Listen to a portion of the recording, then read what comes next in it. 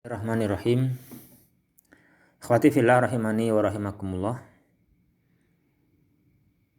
Bi'idnihi ta'ala, melanjutkan pertemuan kita membahas kitab atau membaca kitab Syarhu Salasatil Usul oleh Syekh Muhammad Ibnu Shalih Al-Utsaimin rahimahullahu ta'ala. Meneruskan pada pertemuan ini di dalam rukun iman yang pertama, al-iman billahi subhanahu wa ta'ala, pada kewajiban yang keempat, yaitu al-iman bi asma'illahi al-husna wa sifatihil ulia, mengimani nama-nama Allah subhanahu wa ta'ala yang terbaik dan sifat-sifatnya yang terpuji. Ini yang keempat, setelah yang pertama al-iman bi wujudillah, yang kedua al-iman bi rububiyatillah, yang ketiga al-iman bi uluhiyatillah. Adapun yang keempat al-iman bi asma'illahi ta'ala al-husna wa sifatil ulia, khatifillah rahimani wa rahimakumullah. Pada pertemuan yang terakhir lalu, alhamdulillah, kita sudah dimudahkan olehnya ta'ala membahas pengertiannya. Pengertian dari al-iman bi asma'illahi ta'ala al-husna wa sifatil ulia. Demikian juga telah kita sampaikan atau kita baca kemarin 3 ayatnya.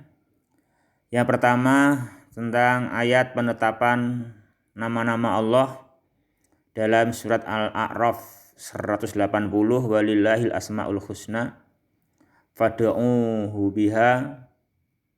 Kemudian yang kedua tentang penetapan sifat-sifat untuknya subhanahu wa ta'ala, apa yang Allah firmankan dalam surat Ar-Rum ayat yang ke-27, firman-Nya ta'ala, walahu al-masalul a'la fis samawati wal ard wa huwal azizul hakim.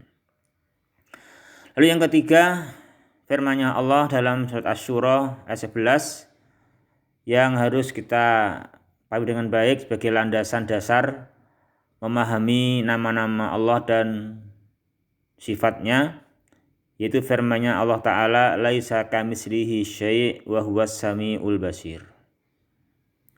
Ikhwati fillah rahimani wa rahimakumullah. Kita kemudian melanjutkan untuk menyempurnakan pemahaman kita agar lebih paham akan pengertian dari al-iman bi asma'illahi ta'ala al-husna wa sifatil ulia.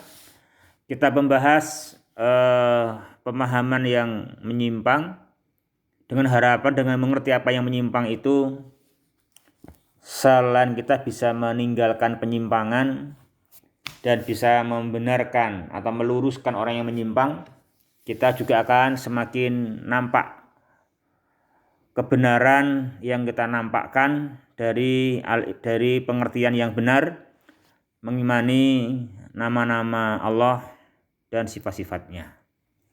Di kita mengetahui ini yang menyimpang, diharapkan nanti kita sampai kepada lebih memahami lagi, semakin nampak jelas benarnya pengertian di dalam kita memahami al-iman bi asma'illahi ta'ala wa sifatihil ulia, sebagaimana pengertian yang kita bahas pada pertemuan yang lalu. Ya, Fatihillah, kita mulai saja. Penulis rahimahullahu ta'ala atau pensyarah menjelaskan di dalam kitabnya ini,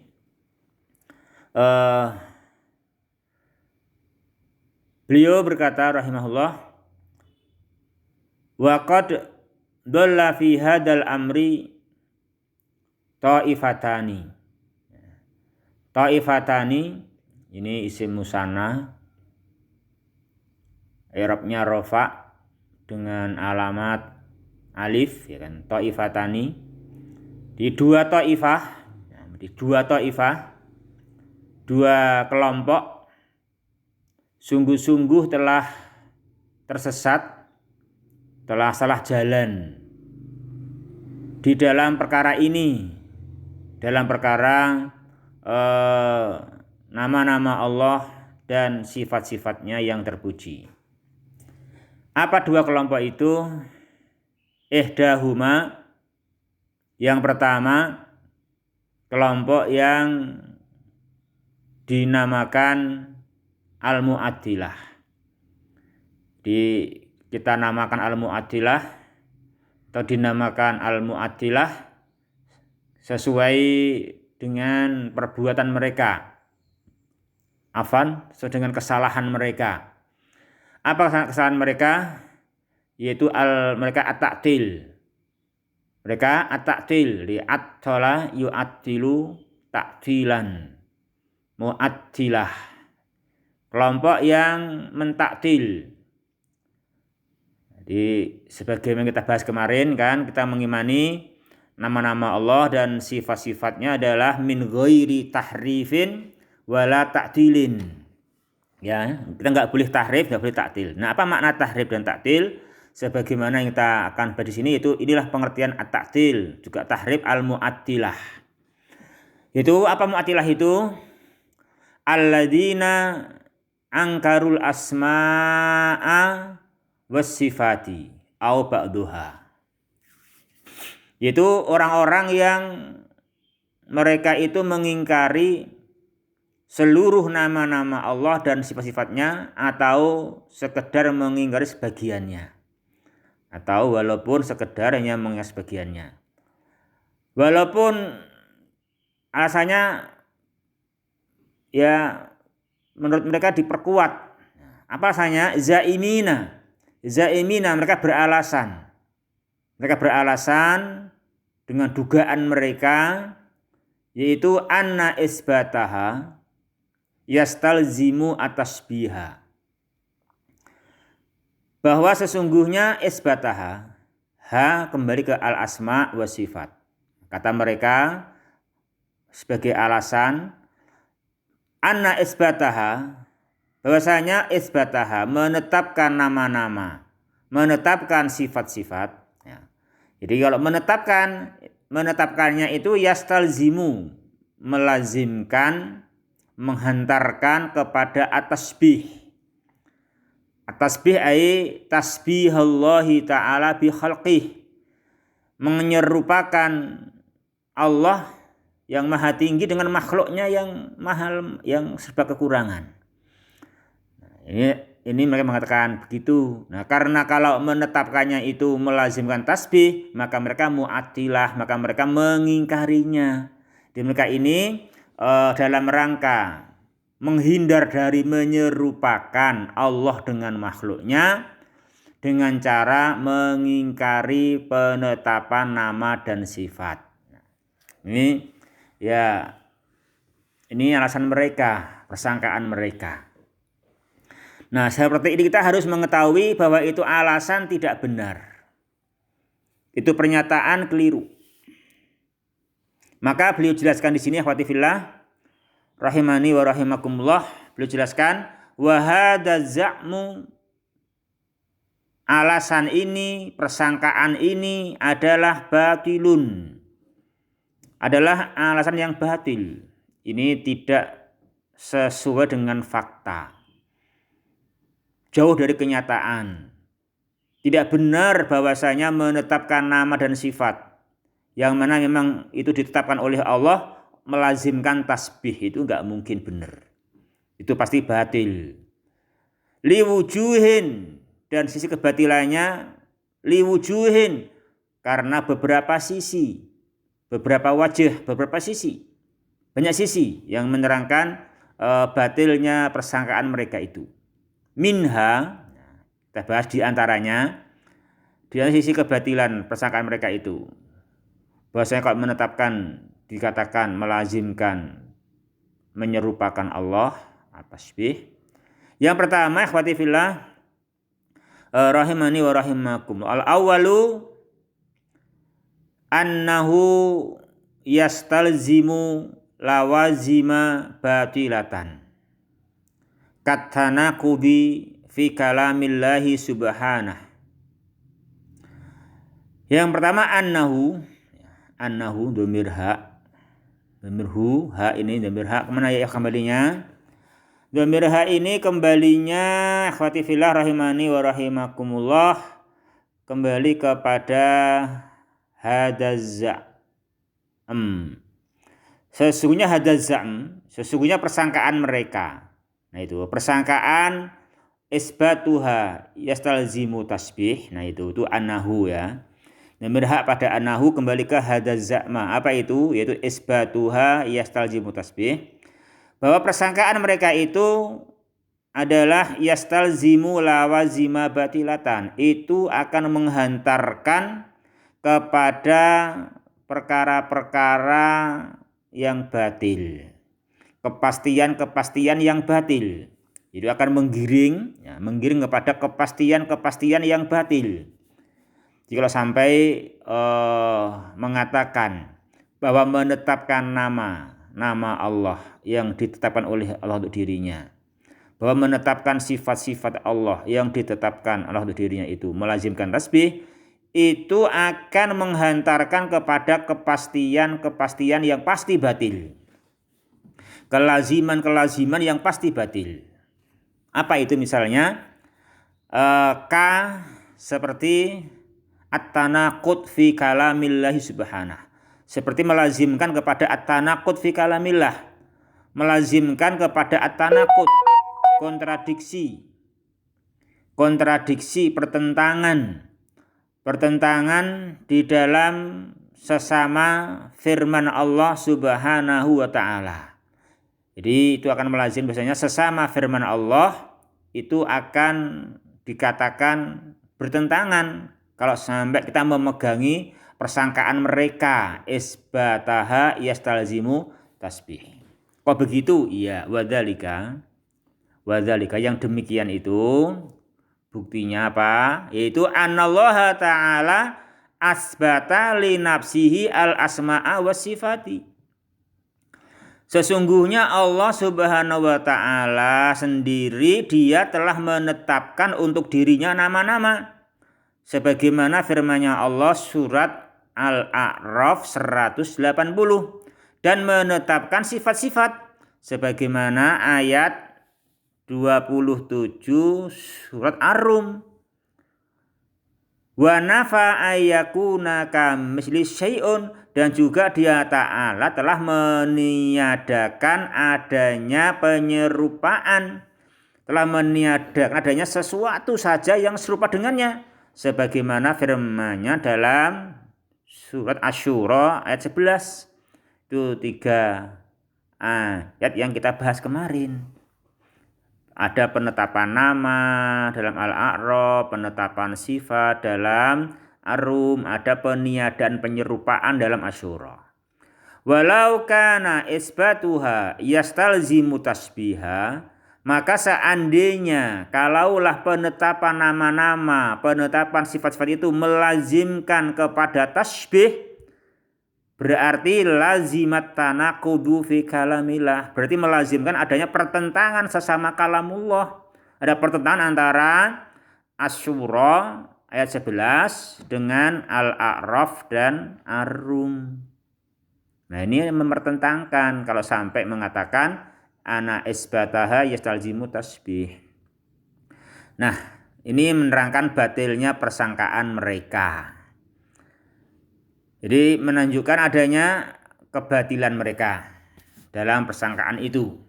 Dilazima at-tanaqudu fi kalamillah, itu melazimkan adanya saling pertentangan dalam kalamullah, wa takdzibu ba'dihi ba'dhan, dan melazimkan sebagian firman Allah mendustakan sebagian yang lain, padahal itu adalah semuanya hak darinya Subhanahu wa ta'ala. Itu sisi yang pertama, ikhwah rahimani wa rahimakumullah, batilnya persangkaan mereka.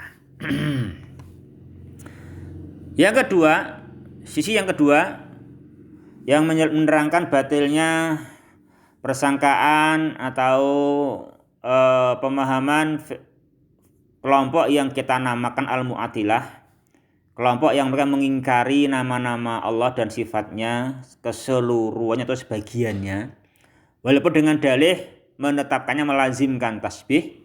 Ini kita terangkan sisi batilnya persangkaan mereka. Yang kedua, asani, Asalnya yang kedua, annahu la yalzamu min ittifaqis syai'aini fi ismin au sifatin ayyakuna mutamasilaini. Ya, yang kedua khatifillah rahimani wa rahimakumullah. Yang kedua, annahu bahwasanya dhamir hal ini dhamir sya'an. Bagaimanapun perkembangannya, kapanpun, dimanapun, di mana saja, ya, di pulau mana saja, di jazirah mana saja, di milenium kapan saja, yang namanya ittifaqu syai'aini, yang namanya persamaan dua hal di dalam satu nama, persamaan dua hal di dalam satu sifat, kapanpun la zalzamu, tidaklah melazimkan ayyakuna, untuk keduanya yang sama namanya, keduanya yang sama sifatnya, itu tidak melazimkan keduanya itu mutamasilaini, melazimkan keduanya itu adalah mutamasilaini, sama persis. Ya gitu. Itu berlaku kapanpun, dimanapun, itu namanya annahu. Annahu sesungguhnya apapun urusannya, dimanapun tempatnya, kapanpun waktunya, persamaan dua hal dalam nama, dalam sifat, itu tidak mungkin melazimkan keduanya itu sama persis. Ya, ini untuk kita memahami bahwasanya sekalipun Allah punya nama, kita punya nama, enggak melazimkan sama. Sebagaimana Allah punya sifat satu, kita punya sifat satu, ya kan? Allah itu satu, masing-masing kita juga satu, tapi enggak melazimkan satunya Allah dan satunya kita itu sama. Bahkan sangat berbeda, sebagaimana yang dibahas kemarin dalam firman-Nya Allah dalam surat Qul huwallahu ahad. Ya akhwati fillah rahimani wa rahimakumullah. Kita lanjutkan di sini, beliau contohkan ada perbedaan, bahwasanya dalam persamaan dua nama atau dua sifat itu tidaklah mengharuskan keduanya sama persis. Ya, beliau terangkan ya ikhwah. Fa'anta tara asyahsaini. Kau melihat dua orang. Ya, dua orang. Yattafiqani, keduanya sama-sama fi anna kullan minhuma insanun, keduanya adalah manusia. Jadi misalkan ini dua orang, ini sama-sama orang. Ini yang kita bahas bukan orang sama hewan, bukan orang sama kursi, bukan kursi sama meja. Ini yang kita bahas adalah sama-sama orang, sesama orang. Ini kan ittifaq, ya, persamaan, sama-sama orang. Sama-sama A dan B itu sami, ya, semuanya mendengar. Kalau kita panggil semuanya mendengar. A siap, B oke. Nah gitu, semuanya mendengar. Basir, keduanya melihat. Lihat depan, semuanya melihat, ya kan gitu. Lihat belakang, semuanya melihat, menoleh, bisa. Mutakallim, semuanya bicara. A jawab, siap, B jawab, oke. Nah, ya, semuanya bicara. Mutakalim, nah gitu. Semuanya ini ada dua orang, keduanya mendengar, keduanya melihat, keduanya bisa bicara. Ya, persamaan kan namanya kan? Persamaan manusia, persamaan mendengar, persamaan melihat, persamaan bicara. Maka wala yalzamu min dalika ayyatama sala fil ma'ani al-insaniyati was-sam'i wal-basari wal-kalami. Maka tidak melazimkan dari persamaan hal itu, persamaan keduanya insan, sami'un, basyir, mutakalimun, tidak melazimkan keduanya itu sama di dalam makna-makna insaniyah, sama di dalam makna-makna kemanusiaannya, sama di dalam kemanusiaannya. Antara A sama B, sifat-sifat kemanusiaannya sangat beda jauh. Ini manusiawi, ini enggak manusiawi, ya kan gitu. Beda jauh sekali itu teganya si A itu sama anaknya sendiri. Nah gitu. Sama ibunya yang melahirkannya. Ini bagaimana kemanusiaannya. Itu ada itu. Satunya Masya Allah kepada anaknya, kepada ibunya. Sangat sayang sekali. Dalam mana-mana kemanusiaannya. Juga di dalam as-sam'i, dalam mendengar. A sama B ini walaupun sama-sama mendengar tapi sangat berbeda dalam makna-makna pendengarannya. Nah. Si A ini kalau mendengar bahasa Indonesia paham. Kalau mendengar bahasa Arab nggak paham. Kalau si B mendengarkan pakai bahasa Indonesia paham, bahasa Arab paham, pakai bahasa Inggris paham, pakai bahasa Madura paham, pakai bahasa beberapa negara dia paham. Nah itu. Dia mendengar. Nah, dia mendengar dengan baik. Nah kalau si A tadi ya nggak gitu paham, gitu mendengar. Juga dalam makna-makna al-basar. Al-basar si A ini Masya Allah mendengar melihat sesuatu yang jauh pun kelihatan. Membaca apa yang di papan tulis walaupun kecil, dia duduk di paling belakang di kelas kelihatan. Nah kalau yang B kebalikannya, dia itu duduk di depan sendiri, itu kalau Pak Guru di papan tulisnya kecil nggak kelihatan. Dan sama-sama melihatnya. Tapi si B ini melihatnya kalau dia itu pakai pembesar. Nah, pakai pembesar atau tulisannya di tulis besar-besar. Nah, itu dia baru bisa melihat. Nah, gitu. Kemudian juga dalam al-kalam, di sama-sama mutakalim juga berbeda makna mutakalimnya. Nah, gitu. Si A kalau bicara Masya Allah fasihnya, berkata yang dusta pun nggak kelihatan. Nah itu. Kalau yang B, Masya Allah, ya, bicaranya itu lugu kan gitu. Ya beda antara A dan B. Meskipun pada dasarnya semuanya mutakalim, tapi berbeda dalam makna-makna kalam. Itu contoh ya kan. Itu contoh sama manusia yang sami'un basirun mutakalimus, sehingga persamaan itu enggak melazimkan semua sama persis. Jadi enggak mesti kita mengingkari nama-nama Allah dan sifat-sifatnya Allah sekalipun itu ada persamaan nama dengan nama-nama manusia. Karena apa? Karena meskipun kita mendengar Allah mendengar, kita melihat Allah melihat, ada perbedaan yang sangat jauh antara pendengaran kita, penglihatan kita dengan pendengaran dan penglihatan Allah Subhanahu wa Ta'ala. Contoh, beliau perdalam lagi, beliau perjelas lagi. Kalau tadi sesama manusia, ya sama manusia mungkin kita masih agak bingung, bedanya apa sih? Pendengarannya, penglihatannya, bedanya apa sih? Nah sekarang kita coba perhatikan perbedaan yang lebih menganga, Watarol hayawanat, kau melihat hewan-hewan. Laha aidin. Sini aidin, ikhwah. Aidin ini i'rabnya rofa, ya, rofa. Dia mubtada. Cuman dia ini alamat rofaknya dhammah muqaddarah.